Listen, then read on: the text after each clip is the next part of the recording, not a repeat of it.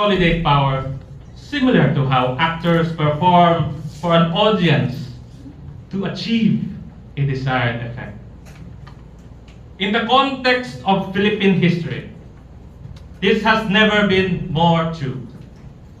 With decades upon decades of political drama, what is consistent is that often than not, our politicians would orchestrate theater plays to fool the public. They would sway our emotions and captivate our imaginations, only for us to later realize that all that which unfolded before our very eyes have been nothing more than a farce, a complete falsehood designed to mislead and fool the unprepared and unlearned. My good colleagues, I am sure you are all aware of the recent acquittal of former Senator Juan Ponce Enrile and his cohort Janet Napoles for graft.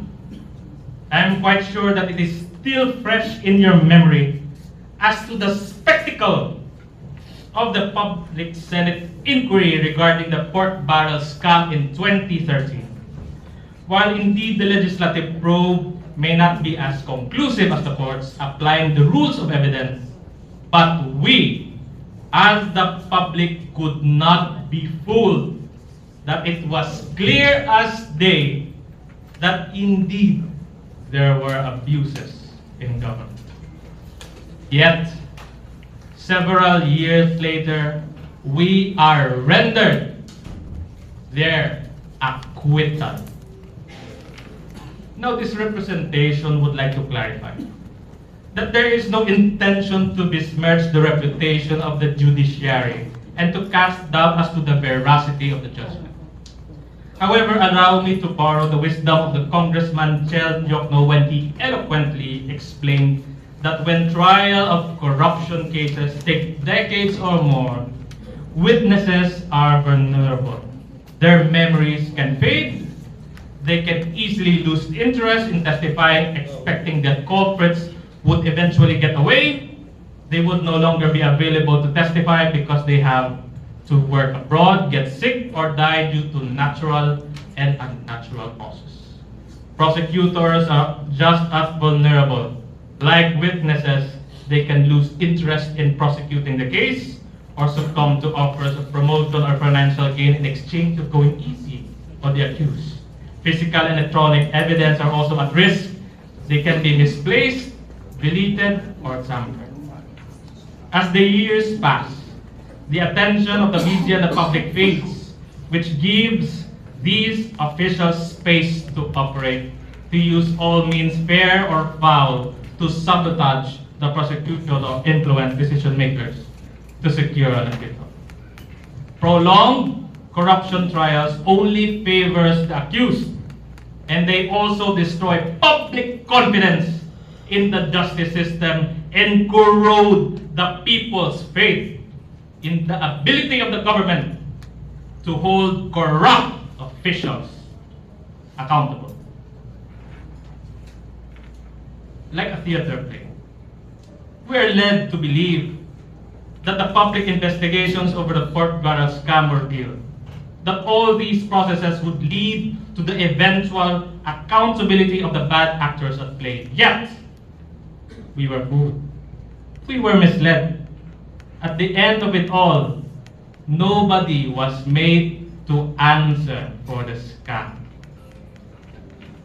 My good colleagues, and to the Ilonggo people, the reason why I have laid down these today is that we are again in danger of being robbed in broad daylight, where the corrupt who siphon the wealth of the people are again poised to get away with everything. It is shocking to the senses to know that the newly elected Senate Chairman of the Blue Ribbon Committee, Senator Erwin Tulfo, has made pronouncements that he would conclude or has already concluded the probe on the multi-trillion peso controversial flood control scandal affecting the entirety of the Philippines. All while the investigation has not even reached Western Visayas, despite that Iloilo City has gained national attention as to the sensational allegations of ghost projects and abuse related to flood control projects here. Mag-conclude na yan ang Senate Blue Ribbon na untato na nilang investigation nga wala pa kita din na laputan. This therefore begs the question, what happens to the Ilonggo people? What about us? Kalimtan na gid lang kita? Wala kita sa action? Thank you na lang? Of course, the President has issued Executive Order 94, Series of 2025, creating the Independent Commission for Infrastructure, which mandates to investigate anomalies, irregularities, and misuse of funds of government flood control and other infrastructures. The ICI has motu proprio power to investigate, which means there is no need for a complaint to be filed. The ICI could investigate automatically at its own impulse. But the question is, have we heard anything from the ICI?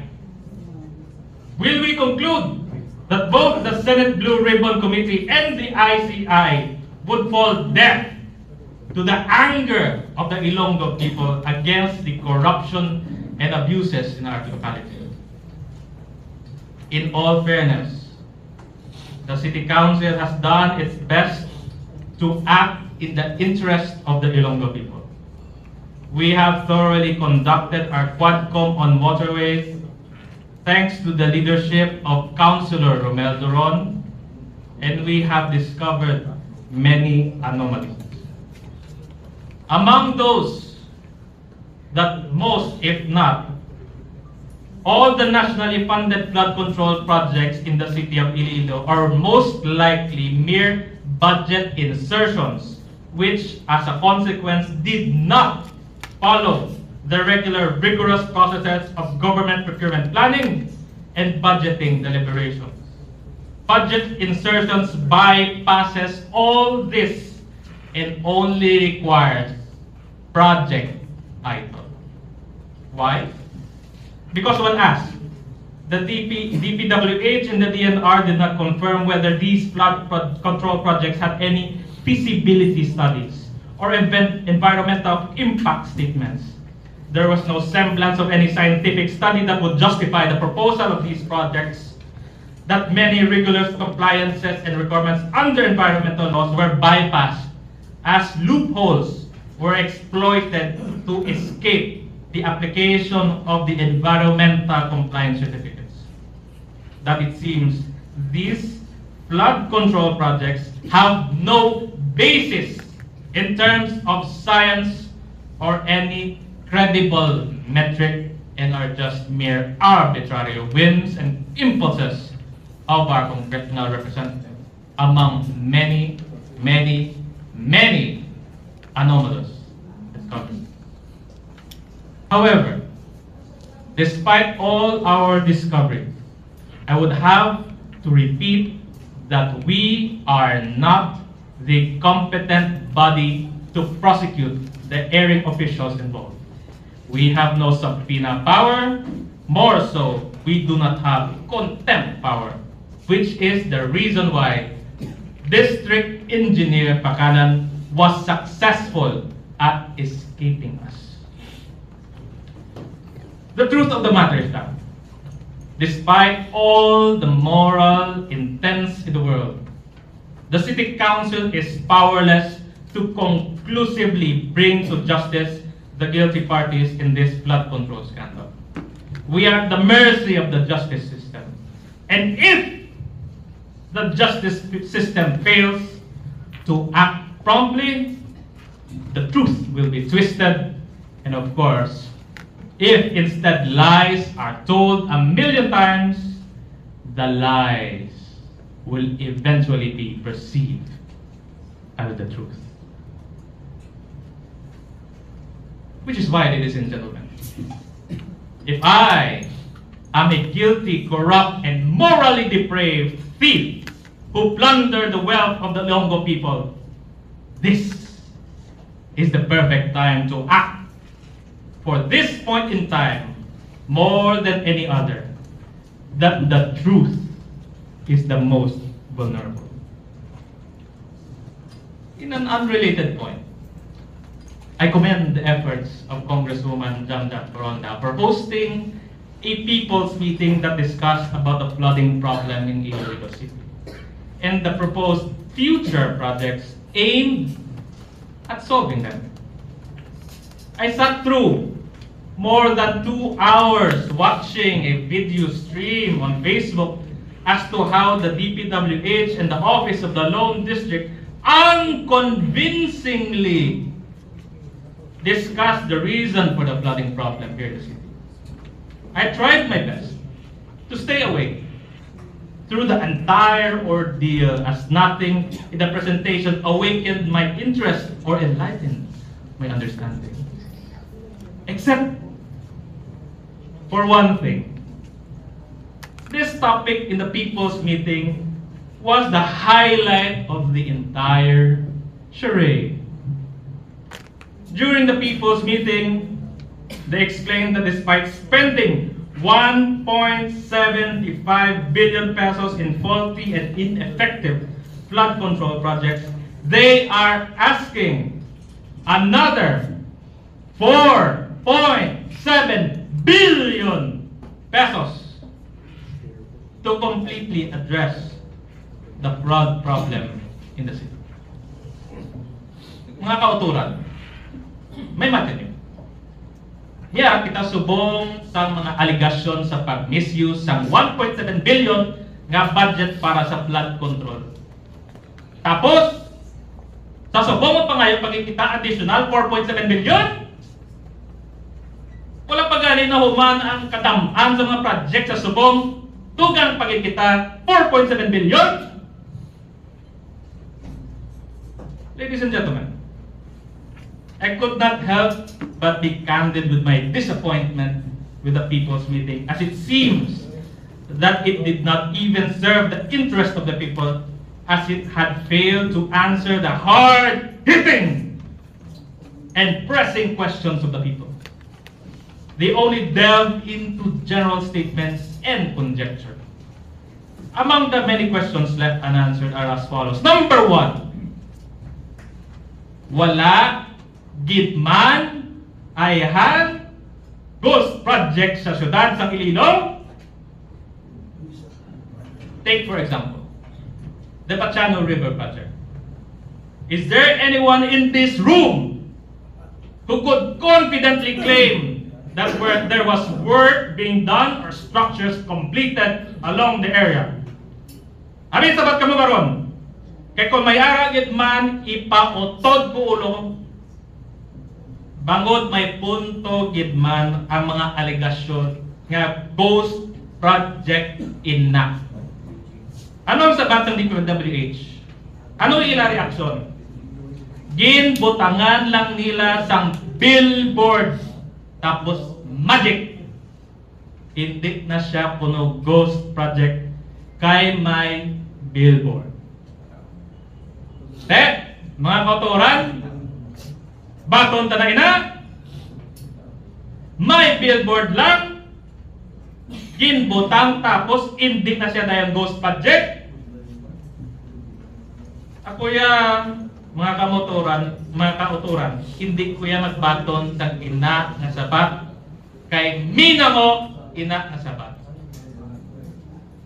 As per procurement procedures under existing laws and common contractual provisions, when a project is bidded out and awarded, 15% of the entire contract price is released. That represents the mobilization fund to enable its immediate implementation. 50% in release direct. That means millions of pesos are released at the start of the construction, even no work has started yet. Sa subong, bangod nga ginbid na ang ina nga project, siyempre kinreleasa na inasang funds nga nagabalor 15% sa kapupusan sa project. Wala sang may nahuman nga structures. Tapos hambalan lang kita nga hindi ina ghost project kay bangod may billboard. Dakbanwa. Mabaton ta ina nga sabat. Isa pagit ini ang Butburan Mantayan Creek. Antes nga ginumpisa ng project, nakahibalo na gid ang DPWH nga may yara sa mga informal settlers and ang amo nga lugar. Bisan ang amo nagid na ang sitwasyon sa nga lugar, ginporsige gid ang pag-implement kag ginbid. Of course, ginrelease na naman pondo. Pagkatapos, siyempre wala na human. Ginpauntat kag ginrasonan nga to quote unworkable because of the presence of informal settlers. Mabaton bala ang ina nga sabat.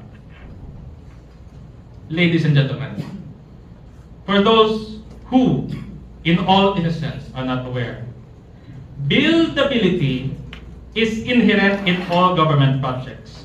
When you say that the proposed project is buildable, it means that it could be reasonably done at the soonest time possible at the least cost and injury to the funds of the people.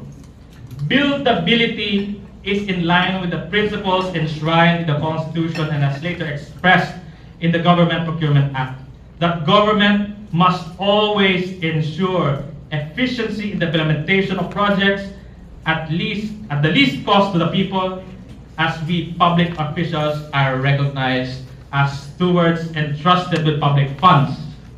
Hence, buildability is an indispensable, primordial, and central consideration when proposing a government project. Hence, I would like to specifically state the implementing rules and regulations of the Government Procurement Act under Section 8.2, which states, detailed engineering shall proceed only on the basis of the feasibility and preliminary engineering study, which establishes the technical viability of the project.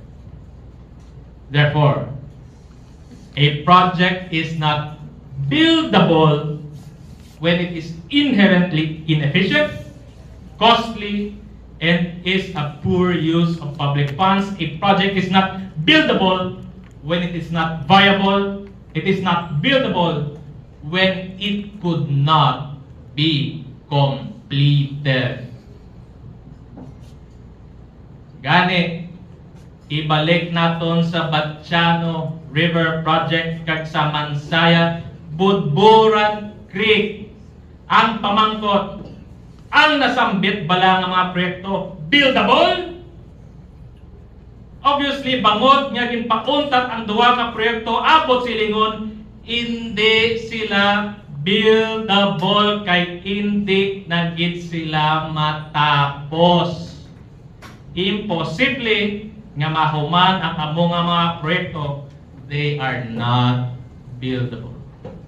Abot silingon, may dako nga sala sa proposal kag planning sa nasambit nga mga proyekto kay ginbasura ang prinsipyo sang buildability. In other words, bala na, basta may pundo, kag may project. Sino ayhan ang mapasulan sa pag-propose sang nasambit nga mga proyekto? Ugaling ang masakit. Kay bangod na rilisan na ang pondo sang nasambit nga mga proyekto without the equivalent accomplishment. Naggastos lang kita pero hindi man mapuslan ang mga proyekto. It did not benefit the Ilonggo people who instead benefited. Daylight robbery, clear violation of the law, whether as defined by criminal laws, by the code of ethics, by the procurement law, or by the mandate of the respected offices. Pili ka lang. Kadamo gid. Now, what is hilarious, it's incomprehensibly funny, is that during media interviews,